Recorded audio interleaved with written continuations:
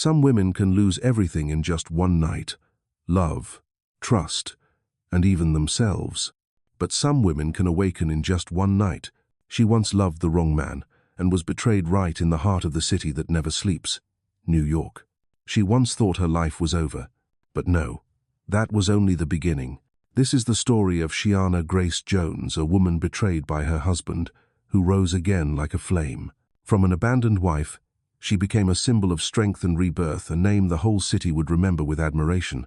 A story of betrayal, consequence, and rebirth. And in the end, a story of love not for anyone else, but for herself. If you've fallen, lost faith, or loved the wrong person, listen to this story. Because maybe, somewhere in this voice, you'll find yourself again the one who was once broken, yet still stands, firm and gentle, as if she never shattered. New York was colder than usual that February night. The sky hung pitch black. The wind swept down Fifth Avenue carrying the scent of snow, and the glare of headlights streaked past like fragments of memories running the wrong way. In a 27th floor apartment on the Upper East Side, Shiana Grace Jones stood before the mirror, quietly fastening her grandmother's diamond necklace. The warm light reflected off the sparkling stones, each glint echoing the older woman's final words. Baby girl, some men love what you can give them, not who you are. Make sure he knows the difference. 3 years ago, when her grandmother said that, Shiana had only laughed. She believed Joey was different. She thought he loved her for her smile, for their simple coffee mornings, not for her last name, Jones, the century-old industrial empire she happened to inherit. Tonight, she planned to tell him the truth. For 3 years, Shiana had hidden who she was. She'd left the mansion in Connecticut, rented a modest apartment, and lived off a small account she'd set aside. Joey only knew she had a little inheritance. He'd never seen how many zeros came after that. She wanted him to love her as a woman, not as wealth, power, or Jones. But now, it was time. They were married in secret. They had shared struggles, or so she thought. Tonight's launch party for Joey's company, Godfrey Labs, was the perfect moment. She would wear her crimson dress and reveal to the investors that she was Shiana Grace Jones, his wife, and the silent supporter behind the project. She imagined the look on his face, the proud smile, the applause. Yet beneath the excitement, a strange unease stirred. The mirror reflected a woman in a long red gown, bare shoulders, softly curled hair, lips tinted with wine. She looked unfamiliar, more like someone playing the perfect woman than the real Shiana she used to be. Her phone buzzed a message from Joey. Too busy to wait. Just meet me there. That was it. No love you. No, can't wait to see you. Just a cold period at the end of a cold line. Shiana sighed and slipped the phone into her clutch. Outside, the city shimmered under its armor of light. Limousines lined up before the hotel where the event was held. Sitting in her car, her thoughts tangled like threads. The lights flashing past the window reflected the fear, the hope, and the fragile faith in her eyes. The driver stopped at the Grand Hotel on Park Avenue. A bright sign glowed, Godfrey Labs, the future starts tonight. She stepped out. The red dress swayed in the wind, heels tapping against marble steps. People turned not because they knew her, but because she was impossible to ignore. Inside, soft jazz floated through the air, mingling with laughter and the clink of glasses. Suits, evening gowns, perfume, chandeliers, a uniquely Manhattan mix of glamour, ambition, and deceit. She searched for him. Joey stood near the stage, probably surrounded by a circle of men investors. The spotlight kissed his confident smile, that same smile that once convinced her he could change the world. She was about to approach when laughter froze her in place. She's so naive. She has no idea what's really going on. Her heart clenched Joey's voice. A woman's laugh followed, smooth, teasing, intoxicating. Does she really think you'll stay with her after tonight? Shiana went still. The sound came from the staff-only hallway beside her. Her body moved before her mind could stop it. The door was slightly ajar. Warm yellow light spilled out. She pushed it open, just enough, no sound. The air reeked of alcohol and cheap perfume. And there Joey and Lissa Finch, his assistant, tangled together on a black leather chair, his shirt unbuttoned, his hands buried in her hair, their mouths locked in a kiss Shiana would never forget, could never. Time stopped. No music, no laughter, only the pounding of her heart. Joey looked up, their eyes met. Just 1 second enough. There was no regret in his eyes, only annoyance. "Shiana," he said flatly, "you're early."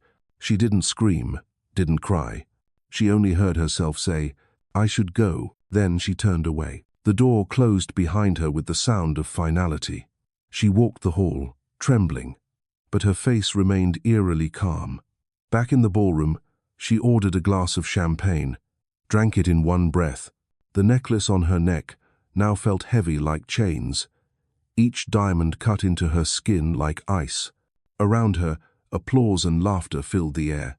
On stage, Joey adjusted his jacket, smiling, beginning his speech about integrity, innovation, and the power of vision. She let out a quiet, bitter laugh. Integrity, a word that never belonged to him. She took another glass, and another. When the music rose again, she stood still in the crowd, empty.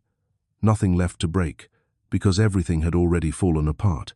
That night, Shiana left the party in silence. No one noticed. To them, the mysterious woman in the red dress disappeared into the city lights, but they had no idea that on that very night, a queen was awakening from her ashes. The cold wind struck her face as she stepped into her apartment. Outside, the city still glittered. Inside, only darkness remained. She unclasped the necklace and let it fall. The metallic sound hitting the floor echoed like the breaking of a heart. Shiana sat down, staring at the room once a home, now just a witness to lies. The wedding photo was tucked in the drawer, and the matching mugs read, "Better together." It was a performance. Something compelled her to open Joey's desk. The drawer wasn't locked. Inside, stacks of papers, contracts, investment plans. She wasn't looking for anything until a thick envelope slipped out. Inside was a file. On the first page, subject, Shiana Grace Jones, and beneath it is the logo of a private investigation firm. Her hands shook. She turned the page. Photos of her leaving the Columbia Library, walking through Bryant Park. Notes underneath, single, low profile, financially independent. The date 6 months before they met. Her mind spun. Joey knew who she was from the start. On the last page, handwritten in black ink, target confirmed. Jones heiress. Approach casually. Plays down wealth. Ideal mark. Keep marriage quiet until positioned. Don't spook her. Each line cut deeper than the last. He had planned everything. The meeting, the proposal, the secret wedding, all scripted. More documents, bank transfers draining their joint account, fake loan papers forged with her signature, printed emails to Lissa. Just a few more months and we'll be free. Once I secure the Jones funds, we disappear. No doubt left. Joey Godfrey was never her husband. He was a predator. A strange sound escaped her lips, half laugh, half sob, the sound of someone too numb to feel pain anymore. She picked up her phone, opened her contacts. The name Mama appeared. 3 years since she'd called. The line rang once, twice, 3 times. Then a warm, steady voice answered, "Shiana." That single word cracked something open inside her. "Mama," she whispered, her voice breaking. "I need to come home." A pause. Then softly, "Then come home, baby. We've been waiting." Tears fell for the first time that night. Not for losing Joey, but for finding herself again. Outside, the city still shone. But for Shiana, a new era had begun. Tomorrow, she would leave New York. But she knew she would return, not as a betrayed wife, but as the heir of the Jones legacy, the woman this city would never forget. "He called me naive," she whispered. "Let's see how naive I can be when I take everything back." The next morning, a gray, muted light filtered through the curtains and spilled across the floor like dust. The apartment still smelled of the cologne of the man who had lived here, but now everything smelled of deceit to Shiana. She sat at the kitchen table with a cold cup of black coffee. She hadn't slept since the night before. Everything replayed in her mind, like a film run in reverse. His laughter, the cold look in his eyes, the photos in the file, the handwritten plan in that familiar script. Target confirmed. Approach casually. The words target and approach looped through her mind like a warped incantation. She wondered how foolish she had been not to see it. Joey's laptop was still open on the table. The screen showed an unsent email. The subject line read, "Final transfer. Urgent." She hesitated, then opened it. A list of bank accounts appeared, one large transfer to the Cayman Islands. The recipient account name is L.F. Holdings. Lissa Finch. A wave of nausea rose in her. This wasn't only emotional betrayal. They'd planned to steal. She ran a search on the computer. Hidden folders popped up, consulting agreements, private investments, client profiles. Among them were contracts signed in Shiana Jones's name, but she'd never signed them. She opened each file. The signature was a perfect forgery. Joey had learned to copy her handwriting. One contract, $5 million, bore a clause. Full authorization granted to legal representative Joseph Godfrey. She stared at her name beside his and let out a laugh that had no humor, dry and raw, echoing in the empty room. He didn't just deceive me.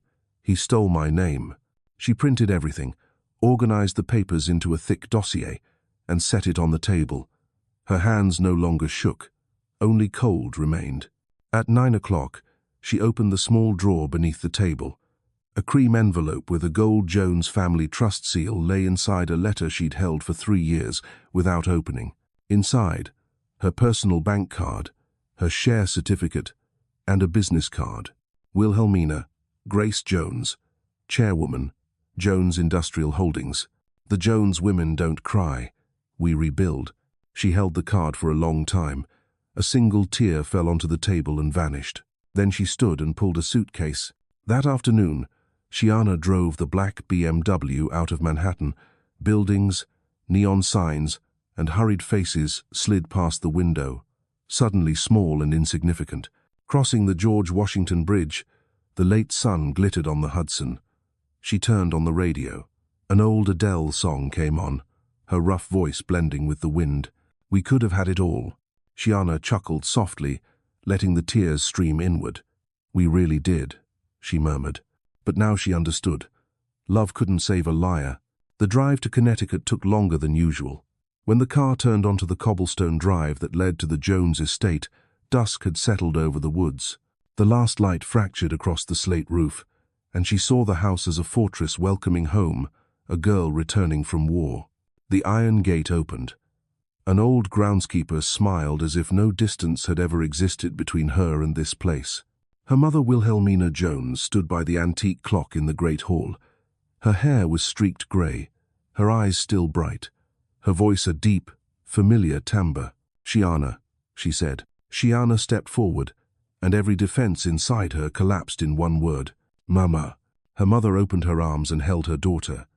There were no tears, only warmth long missed. When they released each other, Wilhelmina looked into her daughter's eyes. "I knew this day would come. He deceived me, Mama," Shiana said. Wilhelmina nodded. "I suspected as much.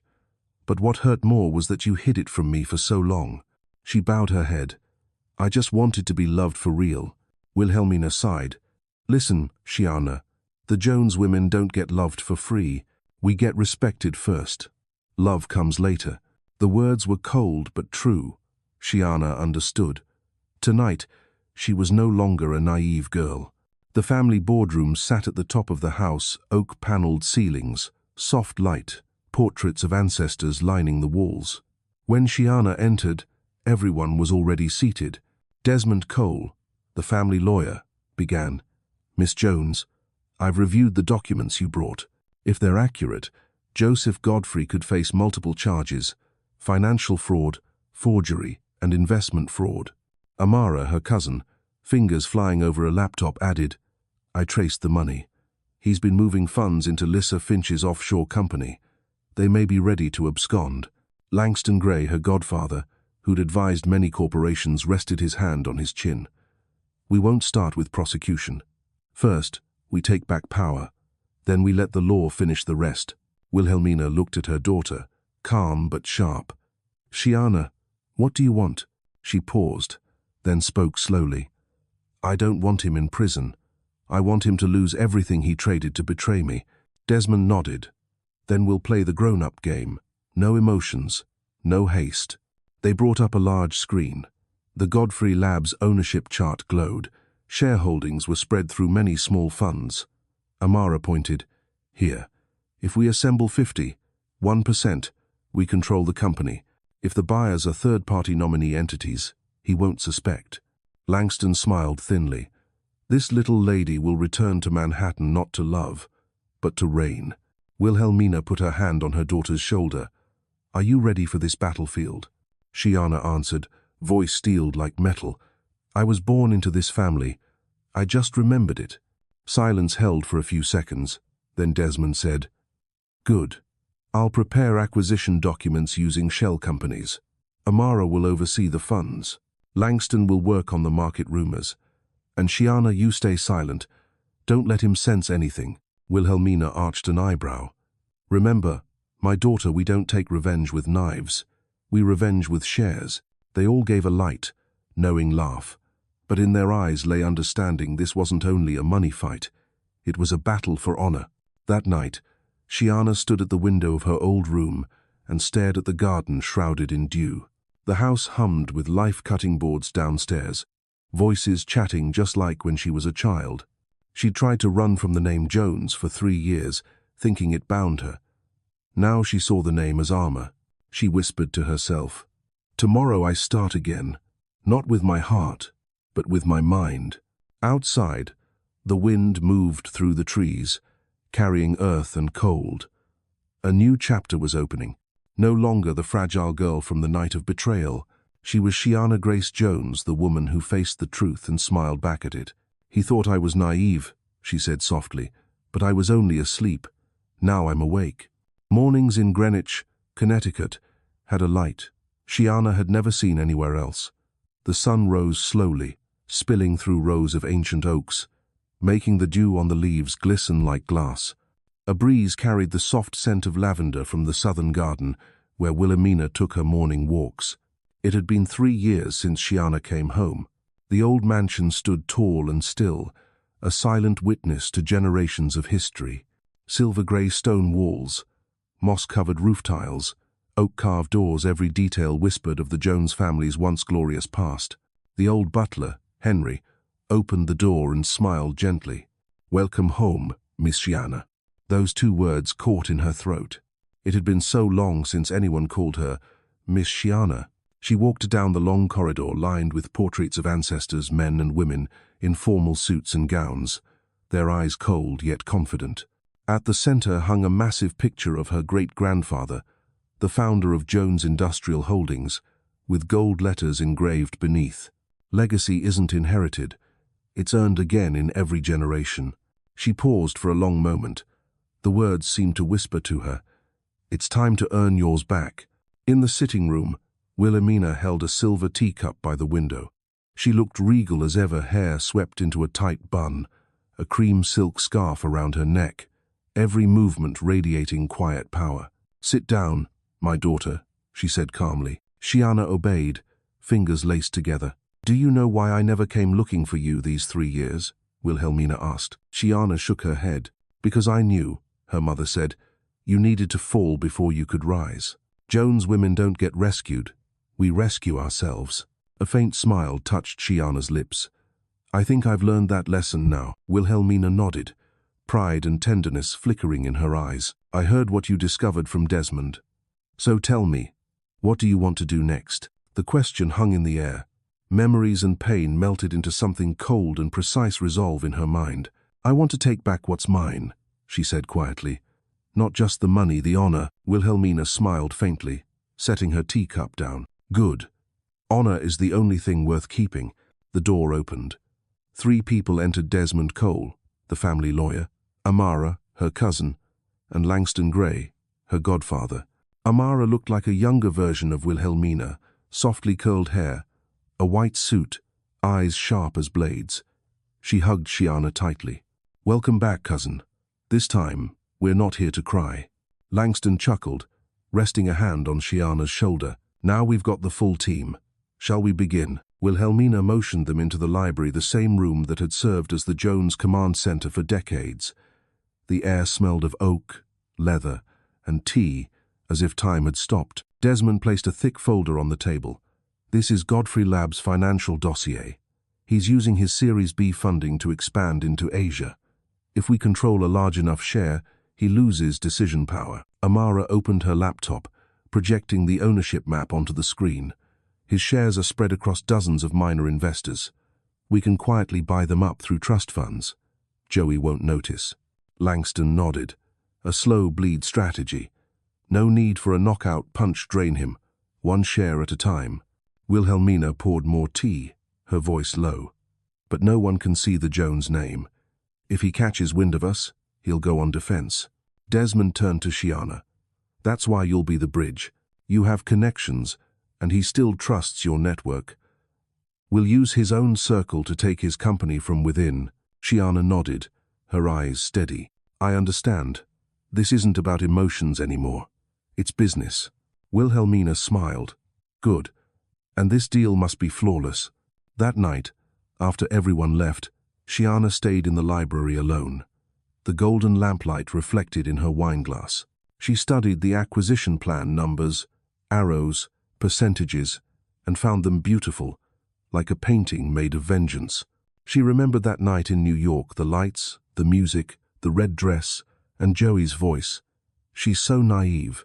A small, cold smile curved her lips. You have no idea what you've created, Joey. The next morning, Shiana woke early. No sirens, no skyscraper glow, only birdsong, and the aroma of fresh coffee from downstairs. She descended the staircase and found her mother on the phone, her tone sharp as a blade. Yes. Send me the full list of funds with shares in Godfrey Labs. And is anyone linked to Joey? I want names today. Thank you. She hung up and looked at her daughter. Everything's ready. That entire day, the house turned into a covert command center. Amara sat before 3 monitors, her fingers dancing over keys. Desmond fielded call after call from investors. Langston moved in and out, exchanging information only he could gather. Shiana watched, absorbing every detail. She saw a world she once tried to forget, the world of true power. In this world, victories weren't won with tears, but with intellect and patience. Late afternoon, Amara pulled her out to the terrace. 2 glasses of wine, the sunset burning red over the gardens. Are you scared? Amara asked. No, Shiana said softly. Just cold. Cold is good. It keeps you from softening when he kneels. Shiana smiled faintly, sadness glinting beneath it. I used to want him to apologize. Now I want him to understand what loss really feels like. Amara raised her glass. Welcome back, Jones. That night, Wilhelmina entered Shiana's room carrying a small wooden box. She opened it. Inside lay a vintage fountain pen, engraved with the initials W.J. This pen belonged to your grandmother, she said. Every Jones woman used it when she faced a turning point. Remember, your signature can destroy a man or save an empire. Shiana held the pen, feeling the weight of history in her palm. She whispered, I won't let it go to waste. Wilhelmina placed a hand on her shoulder, her tone both warm and steel-hard. I believe you, but don't let revenge consume you. Let justice speak through results. Shiana nodded. I promise. Wilhelmina paused at the door. Tomorrow, we begin the buyout. And from that moment on, you're officially back in the world of the Joneses. The door closed, leaving Shiana bathed in amber light. She sat down, opened her notebook, and wrote the first line. Plan A takeover. 50%. She stopped, gazing out the window. Moonlight poured over the garden, half illuminating her face, half in shadow. Deep inside, something stirred, a power she had long forgotten. No longer a victim, no longer the naive girl who believed in promises. Now, Shiana Grace Jones had returned to her true nature, the heir of an empire, a queen relearning her crown, and in the quiet of the night, she could hear her heartbeat steady, strong, and cold. Let's rebuild, she whispered. No one saw Shiana Jones for weeks after that. New York's media buzzed with headlines about Godfrey Labs, the young visionary CEO Joey Godfrey, and his promising expansion into global markets. They wrote about innovation, a bright future, and the beautiful mystery wife no one had ever seen. Meanwhile, in Greenwich, a single room in the Jones estate burned with light every night. On the oak table lay stacks of files. Across the wall, a massive chart mapped out the corporate structure of Godfrey Labs, red arrows linking investment funds, shell companies, and offshore accounts. Shiana held her grandmother's fountain pen at the center, individually marking and crossing out names. "I don't need to destroy you, Joey," she murmured. "I just need you to collapse on your own." Desmond Cole pointed at a section of the chart. Astoria Capital holds 12% of Godfrey Labs. They need liquidity. If we buy them out through a proxy, he won't notice. Amara typed rapidly, her eyes reflecting the screen's light. "I can secure another 8% from 2 minor investors. That brings us close to 25% in 2 weeks. Langston poured wine, his tone calm but sharp. "Not too fast. Joey's not stupid. He'll sense market pressure. Let him think he's still in control." Shiana listened quietly. Sometimes, she still couldn't believe it. The same woman who once sat in a tiny apartment listening to jazz with him was now plotting to take his empire using the rules he once used to deceive her. But the more she thought about it, the steadier she felt. "He played me like a deal," she said softly, "so I'll end it like one." 3 weeks passed. Everything unfolded in eerie silence. No noise, no trace, only small trades, discreet contracts, and quiet transactions scattered across multiple funds. Shiana moved between Greenwich and Manhattan, dressed in neutral suits and glasses, blending into the crowd. When she entered Desmond's Midtown law office, no one guessed the quiet woman was secretly taking control of a multi-million-dollar company. One afternoon, she met Desmond to sign the 4th acquisition. He slid the paper toward her and said in a low voice, "When you sign this, you'll own 37% of Godfrey Labs." She looked at the document. The pen trembled slightly in her hand, not from fear, but from realization. This was real. She signed, her stroke clean and decisive. When the ink dried, Desmond smiled faintly. "One signature," he said, "and his countdown begins." That night, Shiana stood alone on the rooftop of the Peninsula Hotel, gazing down at Fifth Avenue glowing beneath her. The world below kept moving, unaware that a silent earthquake was already rumbling beneath New York's financial district. She opened Joey's social media. He just posted a photo with investors laughing, radiant, captioned, "Big things coming soon." She studied the smile that once made her believe in him. But now, all she felt was a cool, distant pity. "You don't know it yet, Joey," she whispered. "The game ended before you even started."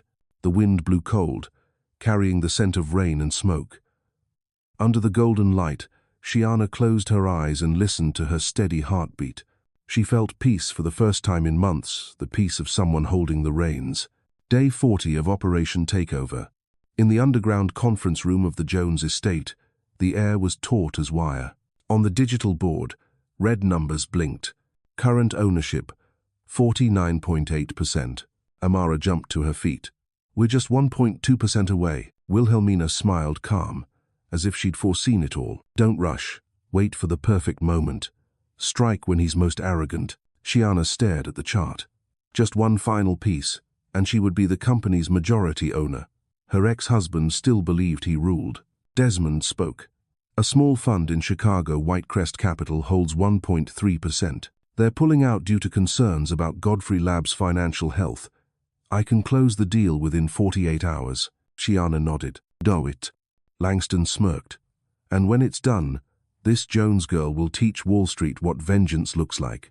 2 days later, under a soft morning rain, Desmond called. "Congratulations, Miss Jones. You officially own 51.03% of Godfrey Labs." Shiana was silent for a moment. Then she laughed, not loud, not triumphant, just a quiet, weighted laugh. Standing by her office window, watching the mist settle over the garden, she felt time slow, as if the world paused to witness this moment. "Joey once said, 'I knew nothing about business,'" she whispered. Maybe he was right, until today. She picked up her phone and texted Amara. "Step 1 complete." 3 minutes later, Amara replied with a GIF, a chess king tipped over. Shiana smiled and closed the phone. The game had only begun. That night, she drove back to New York. The radio played Sire's Unstoppable. I'm unstoppable. I'm a Porsche with no brakes. She turned the volume up, letting the beat sync with her pulse. She didn't go inside when she reached the glass tower of Godfrey Labs. She stood across the street, looking up at the building, the fortress where she'd once loved, trusted, and been betrayed. She spoke softly, just for herself. Tomorrow, you'll see the real face of the woman you called naive. The lights reflected in her eyes, bright, cold, unflinching. A new chapter had begun. No more shadows, only the dawn rising, a dawn built from intellect and the unbreakable will of a woman once betrayed, now ready to reclaim everything that was hers. A thin veil of fog drifted over New York that morning, soft and grey like cigarette smoke. The city was still loud, still restless, but to Shiana, every sound felt muted, distant, as if wrapped in glass. She stopped the car in front of the old building, the place that had once been their home, apartment 27D, where they had laughed, promised, dreamed. Now, it was just an address to be cleared out. The security guard was still the same man. He blinked in surprise when he saw her. "It's been a while, Mrs. Godfrey." She gave him a faint smile. "Just Miss Jones now." The elevator rose slowly. She caught her reflection in the mirrored wall, a white suit, hair neatly tied back, eyes no longer as bright as they once were. 3 years had passed. She'd grown stronger, but some losses still lived quietly behind her gaze, like scars that never fully healed. When the doors opened, the scent of the past hit her: wood, coffee beans, and a faint trace of his cologne, a smell she used to call home. The apartment was exactly as they'd left it, frozen in time, every corner, a memory. The leather chair by the window where he'd read the paper while she made coffee, the crooked painting from Soho is still hanging on the wall, edges dusted with time. And on the kitchen shelf, the matching mugs, better together. Shiana touched one gently. The paint still looked perfect, but everything it once meant had peeled away. She opened drawers, gathered what was left, wedding photos, boarding passes, birthday cards, and placed them neatly into a box. Each folded memory felt like a quiet exhale, another piece of the past set free. At the bottom of the desk, she found an old handwritten note. "To my Shiana, you're the best thing that ever happened to me." She read it once, no emotion, then folded it carefully and added it to the box. Finally, she walked to the closet. Evening gowns hung in neat rows, red, black, silver. She reached for the red dress she'd worn the night of the betrayal. The fabric was still soft and fragrant, but her fingers felt cold. She smiled faintly to herself. "I was never yours, Joey. I was just a chapter you couldn't finish." As dusk settled, the apartment glowed with the orange light of sunset. Rays streamed through the curtains and caught on the single tear tracing her cheek, the only one of the day. Not from pain, but from the release. She picked up her phone and typed a short message to Joey. "You have until the end of the month to move out. Please don't contact me again. No anger, no bitterness, just closure." She stared at the screen for a few seconds, then pressed send. The soft ting of delivery sounded like a door gently closing on the past. Her phone vibrated. Joey was calling. His name lit the screen, illuminating her face. A moment's hesitation, then decline. For the first time, she chose silence. When night fell, she carried the box of memories down to the basement. The guard helped her lift the lid of the industrial trash bin. She placed the box inside. Before closing it, she reached in and took one thing back, her grandmother's diamond necklace. The only piece worth keeping.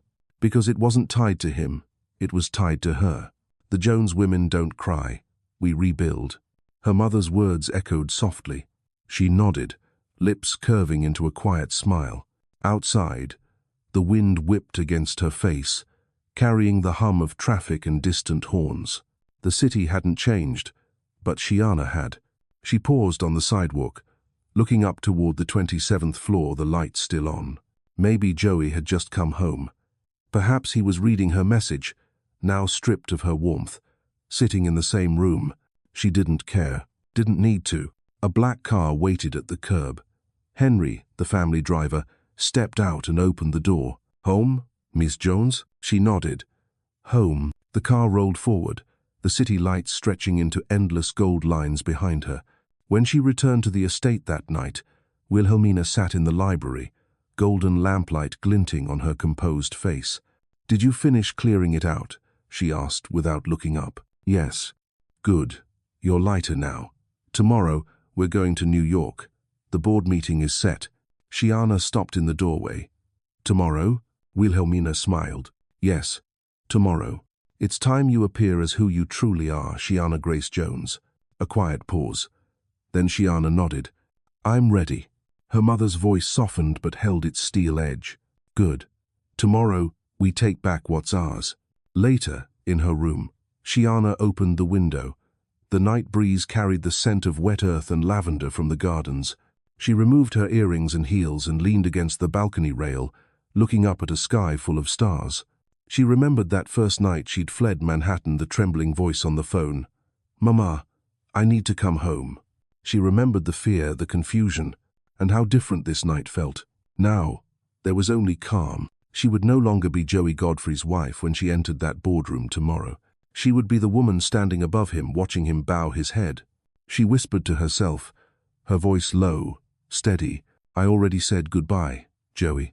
Tomorrow, I'll say the ending. Moonlight fell across her face, catching in her eyes bright, unyielding, like steel.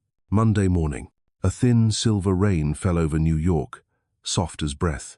The glass tower of Godfrey Labs stood tall on Madison Avenue, once a monument to dreams, to belief, to the love Shiana had gambled everything on. Today, it would become the stage of truth. The car stopped before the lobby. The door opened.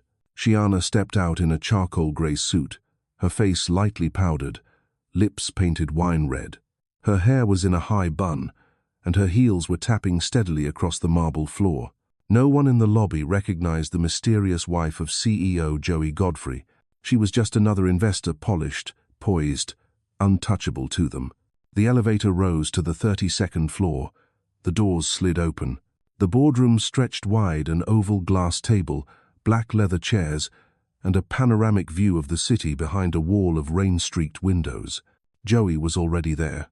Dark blue suit, slicked hair, charming smile, the practiced look of a man convinced he still owned the room. Shiana? Desmond's calm voice came from behind her. She turned and nodded. Ready. Outside the glass doors, Wilhelmina stood silently. She didn't need to enter this battle belonged to her daughter. Remember, she said softly, we don't destroy, we reveal. Shiana smiled. I know. The doors opened. Conversations faded. Joey turned, startled. Shiana, what are you doing here? She walked calmly to the empty seat across from him, removed her coat, and said evenly, I'm here as a shareholder. Silence. Curious glances darted across the table. Joey laughed lightly, still clinging to composure. Oh, come on, sweetheart. This meeting's for major shareholders only. You don't need. Desmond cut in, voice crisp as ice. Miss Jones is the major shareholder, 51.03%, filed legally this morning. The color drained from Joey's face. What? Desmond slid a thick folder in front of him. All verified. The SEC has confirmed the filings. Joey flipped through the pages, eyes scanning frantically line after line, every document stamped, every trust fund traced back to one name, Shiana Grace Jones. No, that's impossible, he stammered. How could you afford? Shiana met his gaze, voice calm and cutting. I could afford it long before I met you, Joey. You just never knew who I was. A murmur rippled through the room. One of the older board members leaned toward another, whispering, Jones, as in Jones Industrial Holdings? Shiana smiled faintly and nodded. Yes. My family reinvested. We don't like seeing our assets run by a fraud.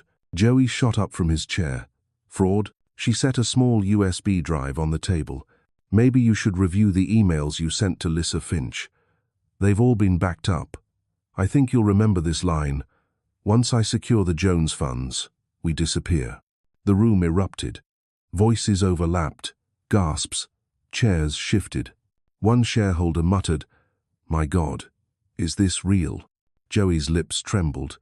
"You're lying. You're trying to destroy me." She leaned back, unshaken. "If you think that, feel free to deny it. But the FBI is already reviewing Lissa's Cayman accounts. And you know what it means when my forged signature appears on a $5 million withdrawal." Joey's breath quickened. "How did you?" "It doesn't matter how," she interrupted. "What matters is what you did. And today, this board will decide whether you're still fit to lead this company." She turned to the room, her voice clear, unwavering. "I propose a vote to remove Mr.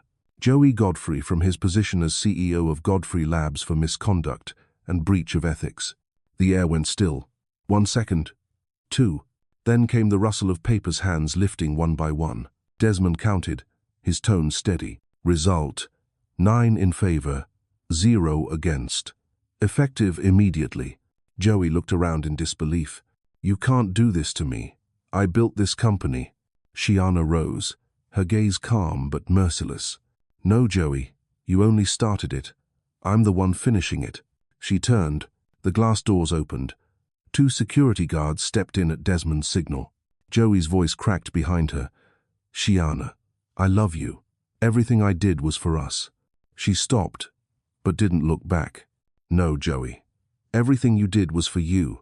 Then she walked away, each step of her heels echoing through the room, sharp and final. The board dispersed. Shiana stood alone before the wide glass wall, rain streaking down the skyline. The city shimmered like molten silver. She pressed her hand to the cool glass, breathing deeply. A chapter had closed. Wilhelmina entered quietly and placed a hand on her daughter's shoulder. "You did well," she said softly. Shiana exhaled. "I thought I'd feel more satisfied." "You won't," Wilhelmina said gently. "Because real victory doesn't come from watching someone fall.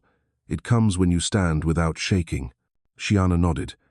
A single tear fell, not of sadness, but release. When her mother left, she stayed by the window. She pulled out her phone, opened the audio file of Joey's voice. "Once I secure the Jones funds, we disappear." She deleted it, not to hide the evidence, but because the story was over. 1 week later, the Godfrey Labs building bore a new name: Jones Meridian Technologies.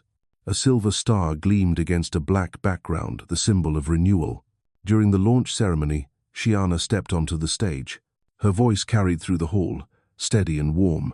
"Sometimes, we have to lose everything to understand what truly matters. For me, that's integrity. Today, we're not just changing a name, we're rewriting a story." Applause filled the room. Cameras flashed. Light caught her face. At the back, Amara and Desmond exchanged proud smiles. Wilhelmina sat still, eyes shining with quiet pride. Shiana looked toward the lights and smiled softly, not the smile of triumph, but of peace. "I am not what happened to me," she said, almost a whisper. "I am what I choose to become." Music swelled soft, distant, full of hope. A new era had begun. And in that room of brilliance and applause, everyone could see it clearly. Shiana Grace Jones was no longer the woman broken by betrayal. She was the symbol of strength, of rebirth, of a woman who had rewritten her own story. 6 months after the boardroom reckoning, the building that once bore the name Godfrey Labs now gleamed with new letters: Jones Meridian Technologies. A new beginning, a new empire. On her first morning as official CEO, Shiana Jones arrived early. Golden sunlight streamed through the glass wall, reflecting across the polished wood floor. She stood still for a moment, breathing in deeply the scent of coffee, of freshly printed paper, of beginnings. Outside, a team of young engineers was affixing the new logo to the entrance doors. In silver letters it read, "Integrity, Innovation, Rebirth." 3 words, the same 3 principles Shiana had carved into her heart. Inside a small conference room, Desmond met with the legal team. Amara spread out financial reports, and Langston reviewed new investment contracts. The company was deep in restructuring, not just repairing damage, but rebuilding from the roots. Amara looked up from her laptop, half smiling. If Joey saw this balance sheet, he'd faint. 6 months, and we're back in profit. From near collapse to a $180 million valuation. Desmond chuckled. "Of course. That happens when the person in charge works instead of cheating. Shiana smiled softly. We don't need to mention his name anymore. He belongs to the past. The room fell silent, a peaceful kind of silence. That afternoon, Shiana called a company-wide meeting. Every employee was there. Engineers, accountants, receptionists, gathered not in a grand auditorium, but in a circle, at eye level with their CEO. She began, I know the last 6 months have been difficult. Many of you have felt betrayed, uncertain, and afraid. I've been there too. But today, I want us to start again not from fear, but from trust. A few people exchanged hesitant looks. I don't want to build a company that exists just to prove I've won, she continued. I want to build one where everyone here can hold their head high and say, we did the right thing. The room was silent for a beat, then someone clapped, then another, and soon the whole room was standing, applause swelling into a wave that filled the air. Shiana smiled, eyes glistening. Thank you. From this day on, we're no longer Godfrey Labs. We are Jones Meridian, and we're writing our own story. Time moved quickly. Under Shiana's leadership, the company transformed. Joey's hollow projects were shut down, replaced by initiatives that made a difference. They launched a non-profit program developing visual learning software for children with autism. Not the most profitable project, but one that changed lives. In a press conference, Shiana said, I used to believe my worth was in what I had. Now I know it's in what I give. The media called her the Phoenix CEO. Forbes Women featured her on the cover with the headline, From Betrayal to Empire, the woman who rose again. When interviewers asked about Joey, she would only smile. No one can make you smaller unless you let them. I just decided to reclaim my real size. The quote went viral, shared millions of times. One late afternoon, Shiana stayed behind in her office. The city glowed below as the lights flickered on one by one. Inside her, there was no bitterness left, only calm. Wilhelmina entered, carrying 2 cups of ginger tea. Not a bad first day. I thought I'd feel lonely, Shiana said. But honestly, I feel complete. Her mother smiled. You've rebuilt the most important thing, your faith in yourself. They clinked their cups softly. Steam rose, fragrant and warm. Outside, the sky faded to rose, another new day waiting to be born. That Friday evening, Amara came into the office, holding a stack of papers. The quarterly report, she said, placing it down. First, clean profit. No debts, no hidden accounts, no fraud. You did it. Shiana glanced at the numbers, smiling gently. Not I. We. Amara grinned. You know, you turned heartbreak into a business model. Who else could do that? Shiana's tone softened. Sometimes, to build something that lasts, you must let your heart collapse first. That night, Shiana walked alone to the harbor. The city shimmered behind her like a field of light. She thought of that day she'd left the old apartment, the box of memories, the final text message. It all felt like another lifetime. Fingering the diamond necklace her grandmother had given her, she whispered, I did it, Grandma. A cool breeze rose from the water, soft, steady. She closed her eyes and smiled, not the smile of vengeance, but the smile of a woman who had found herself again. Late autumn had come early to New York. The sunlight was pale, thin as memory. Inside the headquarters of Jones Meridian Technologies, Shiana's office occupied the top floor, a room of glass and quiet, opening to the endless skyline of Manhattan. She had just finished a meeting with her engineering team when the desk phone rang. Miss Jones, there's someone here asking to see you. He says you know him. A Mr. Joey Godfrey. The name silenced the room. Amara froze, her hand still on a stack of reports. Want me to turn him away? Shiana lifted her eyes, calm, unreadable. No. Send him up. Minutes later, the door opened. The man who walked in barely resembled the one she once loved. Joey looked undone. His shirt was wrinkled, his eyes were hollow, and a shadow of a beard lined his face. Gone were the expensive suits, the polished shoes, the smug charm. All that remained was a man burned down by his own ambition. Thank you for seeing me, he said, voice rough and unsteady.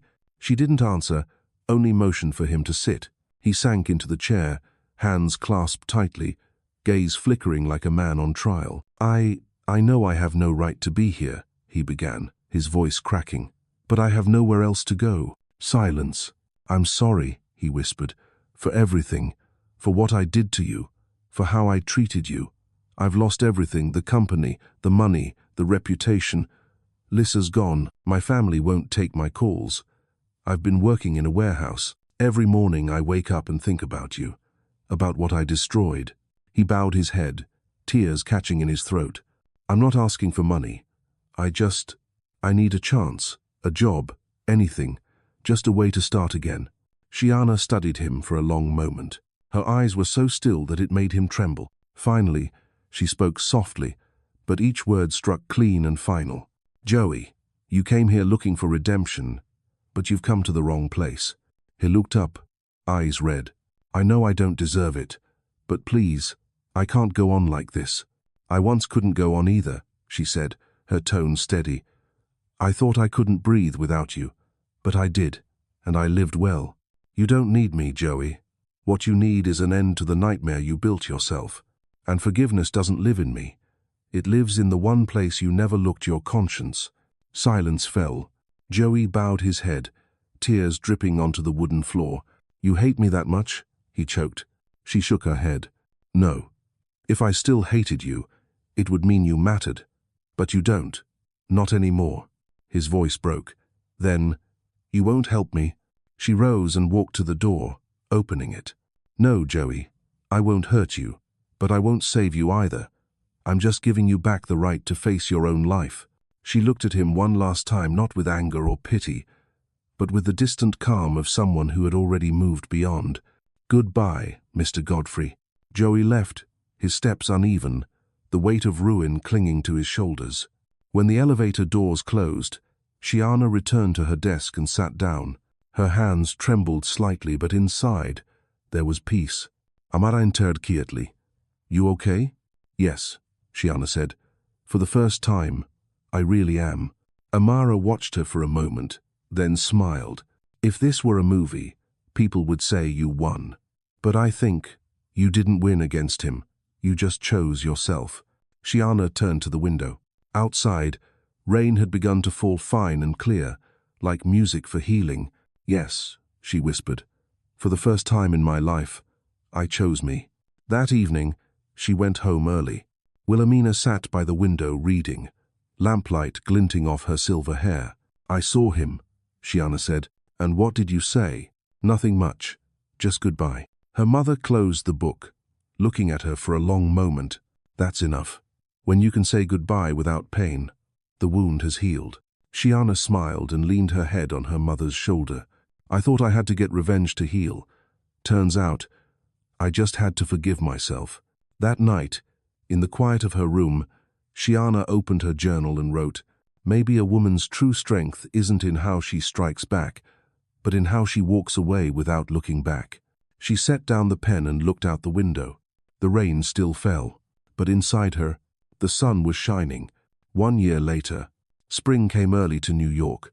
The sky was clear, sunlight spilling over the glass towers like liquid gold, turning the city into a shimmering reflection of renewal. Hundreds of reporters filled the room in the grand ballroom of the Plaza Hotel. Flashbulbs burst like starlight. On the giant LED screen behind the stage, bold silver letters glowed. Jones Meridian Technologies. 1 year of rebirth. Then Shiana Grace Jones stepped onto the stage. She wore an ivory suit, her hair tied low, her eyes serene. Her voice carried through the hall when she spoke calm, certain, commanding. 1 year ago, we were 12 people with nothing but determination and a single dream to begin again. Today, we are 2,000 strong across the United States. But what I'm most proud of isn't the number. It's the trust we've rebuilt from the ashes. Applause thundered through the ballroom. She paused, smiling softly. They say women are fragile. I disagree. We are soft, and that softness keeps us from breaking when the storm hits. True strength isn't in the scream of revenge. It's in the quiet peace of knowing you've survived and kept your heart intact. The entire hall rose to its feet. The applause seemed endless. In the following weeks, Forbes named her one of America's top 10 most inspiring CEOs. Second on the list, and the youngest woman ever to appear there. The New York Times wrote, Shiana Grace Jones didn't just rebuild a company, she redefined how a woman faces failure, with kindness and cold intellect. Universities invited her to speak. Female students began calling her the Quiet Storm, and online her quotes spread like wildfire. The Jones women don't cry, we rebuild. Yet behind the spotlight, Shiana still kept her evenings quiet.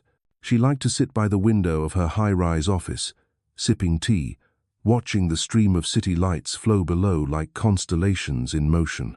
One night, Amara walked in and placed an envelope on her desk. The International Tech Conference in Seattle, she said. They want you as the keynote speaker. Topic: resilience. Shiana smiled. Fitting, isn't it? Amara sat down across from her, her voice softer now. I've always wondered, if Joey hadn't betrayed you, would you have become the woman you are today? Shiana paused, thoughtful. Probably not.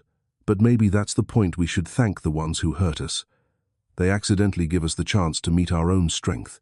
They raised their glasses of wine not to success, revenge, or understanding. In May, Shiana arrived in Seattle. On the international conference stage, she spoke not of betrayal or loss, but rebirth. Resilience, she said, isn't about never falling. It's about falling and rising again, over and over. We all have scars, but what sets us apart is how we turn them into light. The audience rose in silence before erupting into applause. A young student asked, "Do you ever regret it loving the wrong person?" Shiana smiled. No. If I hadn't made those mistakes, I wouldn't have learned how to love right, to love myself. On her last night in Seattle, she walked along the edge of Lake Union. The water shimmered beneath the city lights, gentle waves catching the moon. Nearby, a group of students laughed by the water. One young woman approached, hesitant but brave. "Miss Jones, thank you. I was shattered, once betrayed. But after hearing your story, I started dreaming again." Shiana smiled and placed a gentle hand on her shoulder. "Remember this, no one can steal your future unless you hand it to them." The girl nodded, tears shining, then hugged her tightly. And in that moment, Shiana understood true power isn't making others fear you. It's helping them believe in themselves. Back in New York, Shiana stepped onto her office balcony just as the sun rose over Manhattan. The city glowed through the mist, alive and golden. Her phone rang. Wilhelmina. "Good morning, my CEO," her mother said. Shiana smiled. "I've made it to the top, Mama." "No," Wilhelmina replied gently. "You're not at the top, darling. You're in the light. And that light, you built it yourself." Shiana looked out over the horizon, her voice soft but firm. "I just did what the Jones women always do, we rebuild." A summer morning in the Hamptons. Waves rolled gently against the shore as sunlight streamed through the window of a small white cottage by the sea. Shiana opened her eyes and met the first light of day, soft and tender as a quiet touch. She no longer lived in Manhattan. After 3 years leading Jones Meridian, she had handed the CEO title to Amara and retreated to this coastal town, where the sky was vast and the air always smelled of salt and lavender. No more boardrooms, no more cameras, no more pressure to prove. Only Shiana 34, free, steady, smiling at her reflection. She brewed coffee and put on an old jazz record. The saxophone hummed low, curling through the air. Opening her laptop, she skimmed her inbox until one subject line made her pause. Community Design Project, Michael Hussey. The name drew a small smile. Michael Hussey, the Boston-born architect who had helped Jones Meridian design its first community center for children with disabilities. Quiet, kind, the kind of man who saw the world as something that could be rebuilt with enough patience.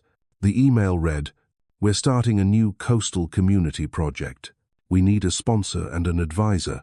You'll like it not for prestige, but because it truly heals. If you have time, come see it." She lingered on that phrase, because it truly heals, and smiled. Somewhere inside she knew this was an invitation, not just to a project, but to a new chapter. 2 days later, Shiana drove along the coast road toward a small seaside town. The sunlight shimmered on the waves, the horizon glittering like glass. When she arrived, she saw volunteers painting walls, planting trees, and laughing together. A playground was taking shape beside a small library. And there, in the center of it all, Michael. He looked as she remembered. White shirt flecked with paint, eyes bright behind thin-framed glasses. When he saw her, he froze, then smiled slow, genuine, warm. "Miss Jones, I didn't think you'd actually come," she smiled back. "Call me Shiana," he laughed softly. "All right then. Shiana." Just 2 syllables, yet when he said them, it sounded like peace. Shiana stayed in town for weeks. By day, she helped shape the education programs and secure funding. By night, she and Michael sat by the shore, talking about life, music, and the strange ways dreams return when you stop chasing them. He never pried about her past. He just listened when she chose to share. No curiosity, no judgment. One evening, they sat together watching the sunset. The sun dipped low, casting gold across her hair. "Are you ever afraid to start over?" she asked quietly. "Of course," he said, smiling. "But I'm more afraid of never starting at all." She was silent. The wind carried the sound of the sea between them. Then he turned to her, his eyes steady. "You've been through so much. I don't know if I'm brave enough to walk into your world. But if you ever need someone to walk beside you, not to lead, not to follow, to walk, I'll be there." She smiled, soft, real, unguarded. "Thank you, Michael. Maybe I won't close that door anymore." He nodded, and they fell silent again, listening to the waves and the rhythm of their hearts blending with the ocean. Months later, the community center was complete. Children ran across the courtyard, their laughter echoing as bright kites soared above the sand. Shiana watched, her heart full of a quiet joy. This happiness differed from applause in a ballroom or her name on a magazine cover. It was smaller, softer, true. Michael appeared beside her, handing her a small kite. "Fly it?" She laughed. "It's been years." Then today's perfect. The first time always comes after the last. They ran together along the beach, the kite climbing higher, spinning in the wind. Sunlight spilled across her face as she tilted her head back, eyes closed. She felt weightless for the first time in years. No past, no anger, nothing to prove.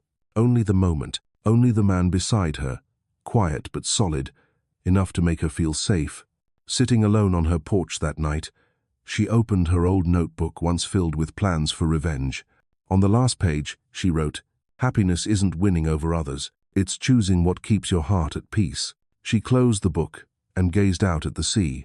Moonlight lay over the water like silver breath. "Grandma, Mama," she whispered, "I've rebuilt, but this time not an empire myself." The sea breeze swept through her hair, soft, like a blessing.